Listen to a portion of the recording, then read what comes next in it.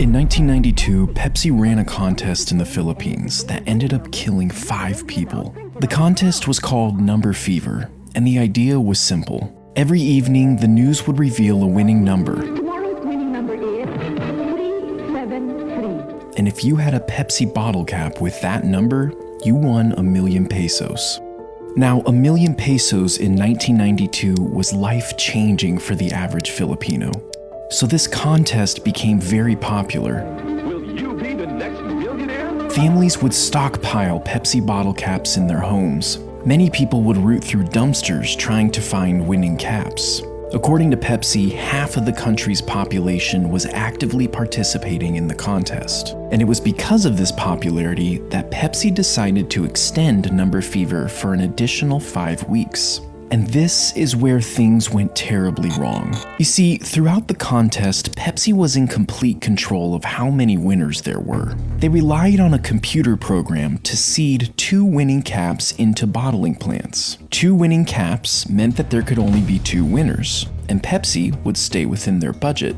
But something went wrong after they extended the contest. The computer program glitched, causing some numbers to be mixed up. And on May 25th, 1992, at 6 p.m., the Channel 2 Evening News called the winning number 349. And while there were only supposed to be 2 winners, hundreds of thousands of Filipinos began to celebrate. You see, 349 was already designated as a non-winning number, and because of this, bottling plants were free to print that number as much as they wanted. This resulted in over 600,000 349 caps circulating in the Philippines. 349 was such a common cap that many people had more than one. That night, the streets went wild with celebration. They were all rich and could finally stop worrying about money.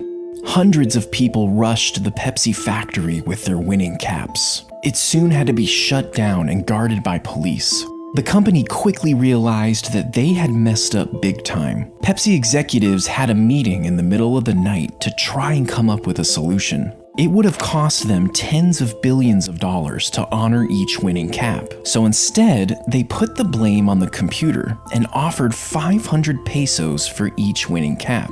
Now, 500 pesos was only around $18. This was 0.05% of the original prize. And while some took them up on this offer, most refused and became even more angry.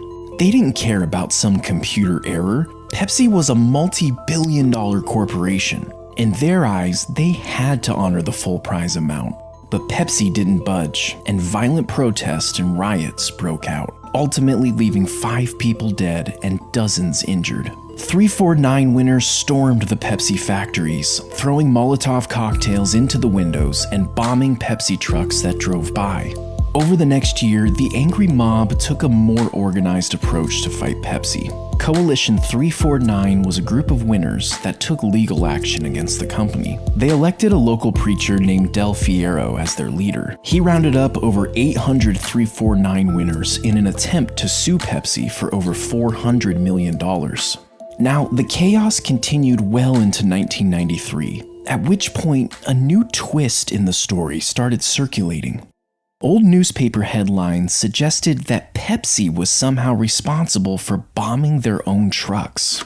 These headlines were based on a testimony from a police officer. He alleged that in order to paint Coalition 349 as terrorist and damage their position in court, Pepsi hired mercenaries to infiltrate these groups and cause the riots. More testimonies surfaced of people claiming that Pepsi had paid them to start trouble and cause mayhem. A Pepsi lawyer quickly denied the allegations, and that was basically the end of it.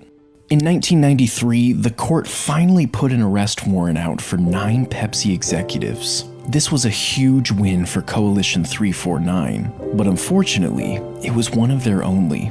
In the following months, almost all of the civil suits and criminal complaints were tossed out of court. And in 2006, the court officially closed the book on all of the remaining court cases. They found that Pepsi had not been negligent in the Number Fever disaster. When it was all said and done, Pepsi only had to pay one small fine of 150,000 pesos. Many Filipinos who experienced Number Fever are still traumatized to this day. Even mentioning the word Pepsi around certain groups is frowned upon. Pepsi was recently asked for their response to the number fever disaster, and they came out with this statement. These events took place almost 30 years ago, and none of the executives familiar with this program are at PepsiCo anymore. We deeply regret any pain and suffering our mistake caused the people of the Philippines.